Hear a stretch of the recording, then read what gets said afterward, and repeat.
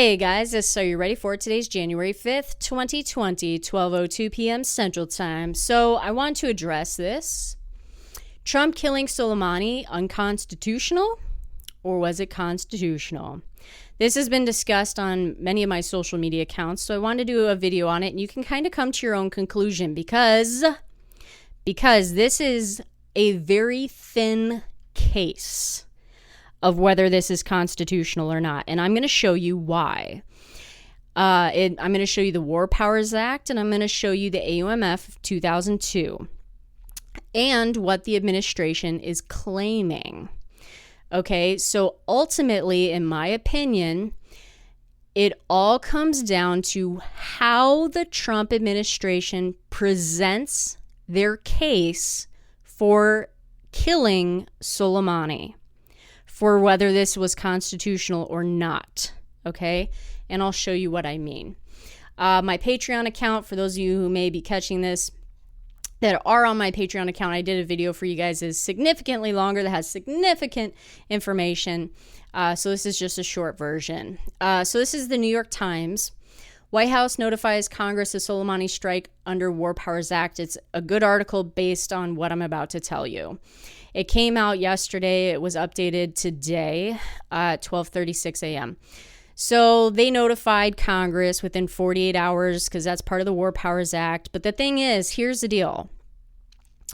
It says Mr. Trump's advisors have maintained that they were operating on credible intelligence, showing that General Soleimani was involved in imminent plans to attack American interests in a handful of countries.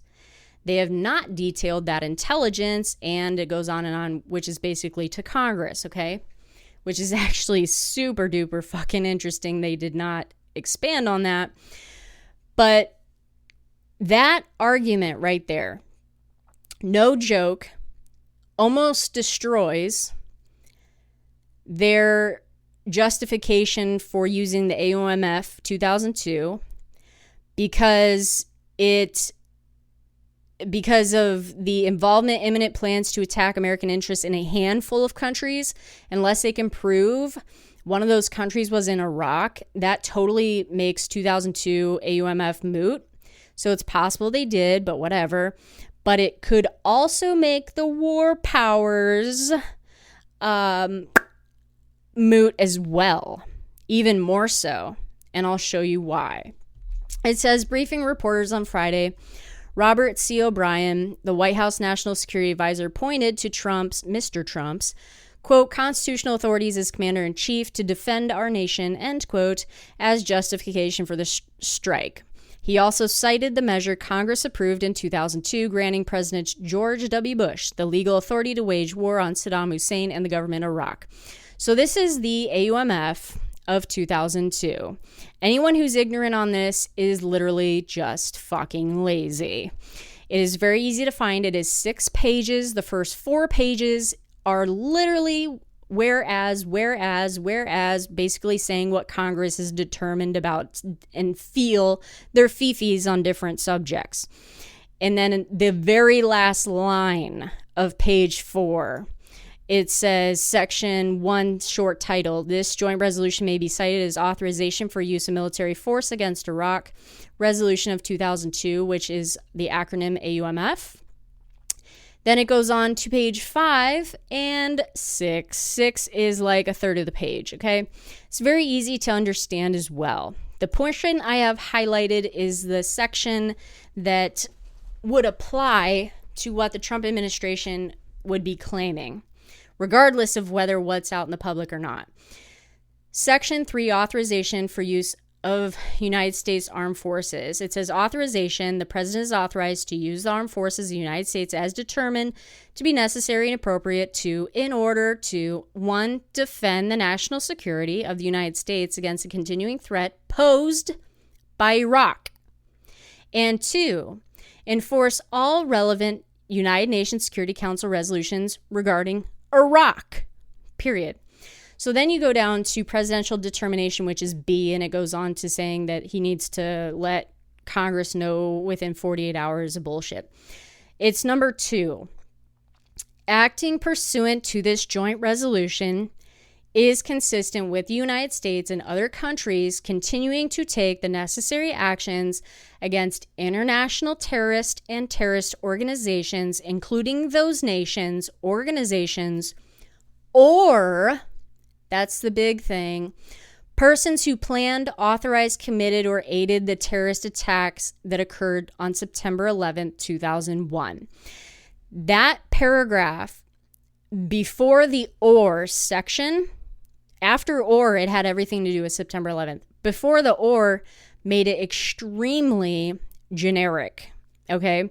So as long as the Treasury Department, the Department of Defense, or some department in the United States government deemed a person or an organization as a terrorist group or terrorist person, whatever, they would be considered a target of the United States under the AUMF of 2002, okay? Which everybody goes back to Obama saying, Obama did this, Obama did that. Oh, the Democrats didn't give a shit when he did that and that and that. Obama, like Trump, was barely touching the edge of the paper of the AUMF of 2002 when he pulled the stupid shit he did. But, as you all know, I followed him like a hawk as I do this administration, and everything he did, drone strikes and everything, were legal under the AUMF of 2002. None of it touched the War Powers Resolution, if you will, War Powers Act, at all. Okay, it all fell under the 2002 resolution. Barely, but it did. Now, the Trump administration could say, because Soleimani was designated a terrorist in either 2007 or 2008, don't quote me, don't quite know the date, but I know he was designated one, and the IRGC was designated a terrorist organization under the Trump administration, so you've got both sections there. The Trump administration could go after either, okay? The biggest thing that would allow this to be part of their justification is because it happened in Iraq, okay? It was in Baghdad. So they didn't do it in another country. And the 2002 resolution has everything to do with Iraq. Just like I said, defend national security against continuing threats posed by Iraq. So this guy was in Iraq, and he was causing problems in Iraq as far as, they're concerned and everything else. Now, that's how this would be justified, okay?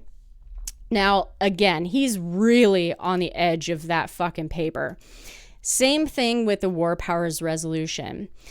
It's Title 50, Chapter 33, and its purpose and policy, which is 1541, the very bottom of it. This would have everything to do with the embassy attack, okay?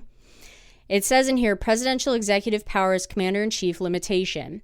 The constitutional powers of the president of commander-in-chief to introduce United States armed forces into hostilities or into situations where imminent involvement in hostilities is clearly indicated by the circumstances are exercised only pursuant to 1, a declaration of war, which did not happen, 2, specific statutory authorization, which they could claim would be the AUMF 2002, and 3, this is where the embassy would come in, a national emergency created by attack upon the United States, its territories, or possessions, or its armed forces. Since the embassy got attacked in Iraq, the War Powers Resolution Act, whatnot, is justifiably used as a reason to have had this drone strike, quote unquote, happen. The problem that I see is trying to, and obviously we don't know what their intelligence is publicly and everything else, is tying Soleimani to the people who chose to attack the embassy. And if this, what I'm about to say, is their case, is their evidence, That's a thin fucking case. Is obviously, depending on the outlets that you chose to listen to, eventually it came out that obviously these people who attacked the embassy were Iranian-backed people, pro-Iranian government and everything else. They spray painted on the walls, Soleimani is our leader, okay, on several places. That doesn't necessarily mean Soleimani was the person who said, go attack the embassy, necessarily. But they were obviously for him and everything else. So if that's their case, to attach Soleimani to the embassy attack, that is one thin motherfucking case. So this case is very, very, very thin on whether it's constitutional or unconstitutional, to be quite honest with you. It really depends on what they have that they're not sharing at all. I mean, they may never. I mean, the fact that they haven't even shared the classified information with Congress says a lot. And it's like, I wouldn't trust Congress anyway at this point with what they're doing. I wouldn't want to give them shit. But that says a lot. And declassifying, they're going to have to declassify something to the American people to justify what this drone strike did. Now, taking out 1 and 2 of the IRGC military complex, if you will, of Iran, I'm sure has caused quite a bit of a stir, meaning they're trying to scramble to figure out who is going to be directing the IRGC as well as their proxies, or what I call mobs. Which is what my concern is, which is why I made a tweet what I did about if you see something, say something, which I fucking hate that term or that phrase, but do it. Because Hezbollah is majorly in this country. They were when I was serving, and by now they've got to have a huge presence for several reasons I won't go into.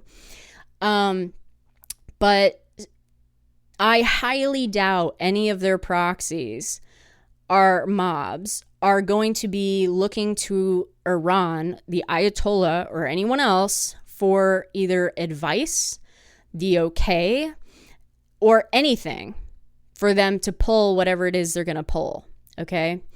So this whole situation, Trump doing this, has made this very, very complicated situation, like completely unpredictable. And the fact that Iraq just voted, their parliament just voted to kick us out, the troops, not our embassy because they're not part of the military, kick our troops out of Iraq. Oh my God. Talk about a twist in the plot, you know?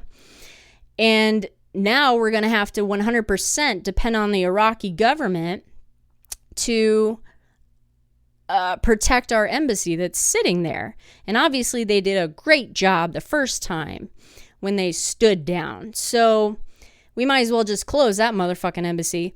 So it's like, that was a real wrench thrown in this situation. This is very unknown. And people are comparing Soleimani being killed as a 4-star general and his number 2, which is so interesting. They got them both. But in my eyes, I see that very significantly different. Iran was the country that I focused on while I was serving, and I know entirely too much about it, what they do and everything else. And what the Obama administration did is how we are where we are today. But beside the point, I actually equate Soleimani and his other dude to be taking out half of Trump, okay? Because Trump is the commander-in-chief. Soleimani was the general, or what would literally be like the commander-in-chief in Iran for their military, because Trump obviously has other authorities. So you take out Trump, and then If you do that, then it falls to number 2, which would be Pence. So you take out Pence. So this hierarchy that was just destroyed in Iran by one drone strike has made a lot of things unpredictable in this entire world. The first thing these people are going to do are cyber attacks. And from what I understand, some of it's already happened. And Iran has a very tight alliance with, as we've allowed it to happen in the last few years, with Russia and China. And I have a feeling China would have absolutely no problem participating and helping in any type of cyber attack on behalf of Iran. So, or even Russia, but Russia would be like more campaigning. Then China would attack shit and like take it down. Electrical grid, power plants, nuclear plants, that type of stuff, water facilities, all kinds of shit they could take down and cause a lot of problems for us. And our stuff, as far as I know, is really old and not equipped to be dealing with that type of shit. But that's beside the point. I could be wrong on that at this point. But the first move is going to be cyber attacks. And again, like I said, it sounds as though that type of stuff's happened. It's so unknown what's going to happen in this situation. Trump killing Soleimani unconstitutional? Not quite, but damn near close. This is Are You Ready For It? Take care, guys. Have a great day.